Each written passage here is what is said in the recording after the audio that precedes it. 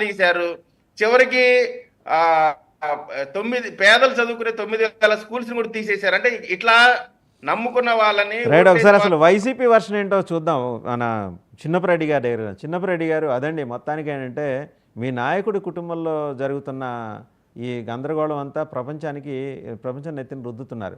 వెనకటికి ఒక సేయింగ్ ఉంది, మనకి అటు కృష్ణశాస్త్రి బాధ ప్రపంచానికి బాధ అయినట్టు ఇట్లా మీ జగన్మోహన్ రెడ్డి గారి ఇంట్లో జరుగుతున్న ఈ గలాటాలన్నీ ప్రపంచానికి బాధ అయిపోయి కూర్చున్నాయి.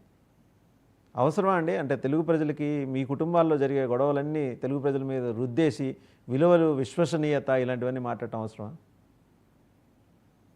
గుడ్ మార్నింగ్ సార్, ప్యానల్ సభ్యులకు అలాగే 99 వీక్షకులందరూ కూడా నమస్కారం సార్.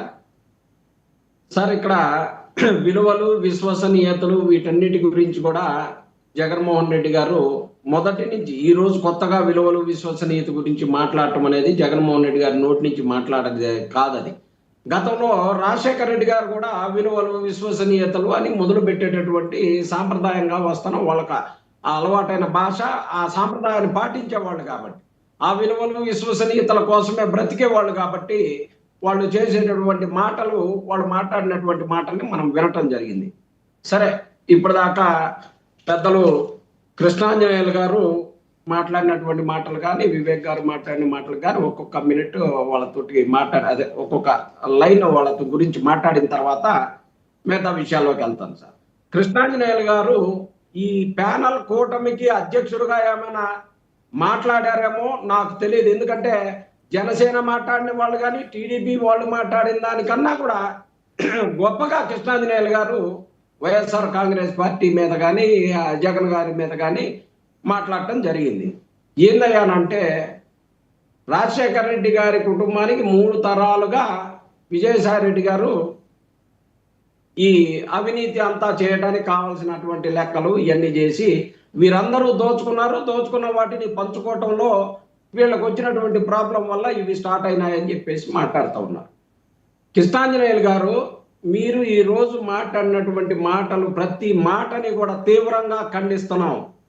మీరు మాట్లాడిన మాటలో ఒక్కటంటే ఒక్కటి కూడా నిజం లేనటువంటిది.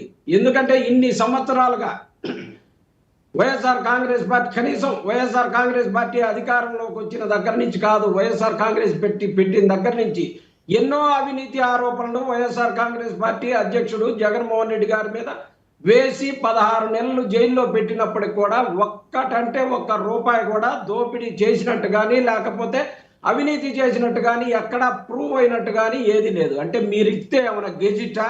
అంటే మీరు అవినీతి అనగానే మేము అవినీతిని మెడలో వేసుకొని ఊరేగుతామా? మీ ఇష్టం వచ్చినట్టు మాట్లాడుకుంటా ఈ వేదికను వాడుకొని వాళ్ళంతా అవినీతి చేశారని చెప్పేసి మీరు సర్టిఫై చేస్తూ ఉంటే ఇక్కడ చూస్తూ ఊరుకోవడానికి వైఎస్ఆర్ కాంగ్రెస్ పార్టీ సిద్ధంగా లేదు. ఖచ్చితంగా ఇప్పటికైనా సరే మీరు మాట్లాడిన మాట ప్రతి మాటని వెనక్కి తీసుకోవాలని వైఎస్ఆర్ కాంగ్రెస్ పార్టీ డిమాండ్ చేస్తూ ఉంది.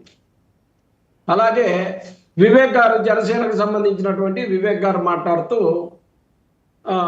వెంట్రుక భాష మాట్లాడుతూ ఉన్నారు, అందుకదా వీళ్ళని కూర్చోబెట్టింది అని చెప్పేసి మాట్లాడుతూ ఉన్నారు. నాగబాబు గారు మొన్న కుక్కల భాష మాట్లాడారు. అలాగే మోకాళ్ళ దండ భాష ఒకటి ఉంది వాళ్ళకి. అలాగే చెప్పులు తీసుకొని కొడతామనే భాష ఒకటి, చెప్పులు చూపించే భాష ఒకటి ఉంది.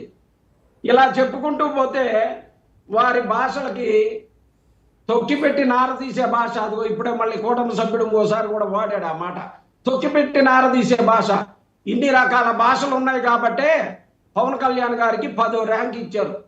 ఇన్ని రకాల భాషలు ఉన్నాయి కాబట్టే చంద్రబాబు నాయుడు గారు బీఎడ లోకం చూడటానికేమో ప్రతి అంశంలో సీజ్ ద షిప్ దగ్గర నుంచి, తిరుపతి లడ్డు దగ్గర నుంచి అన్నిటికీ పవన్ కళ్యాణ్ గారిని ముందుకు నెట్టి వైఎస్ఆర్ కాంగ్రెస్ పార్టీ మీద బురద చల్లటానికి ఈ 9 నెలల కాలాన్ని వాళ్ళు వాడుకున్నట్టుంది. కానీ